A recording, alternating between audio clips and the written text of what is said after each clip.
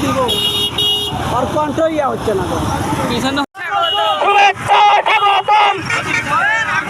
ধুলাবাড়ির পক্ষ থেকে, শেতকারীর পক্ষ থেকে, রোয়ার পক্ষ থেকে,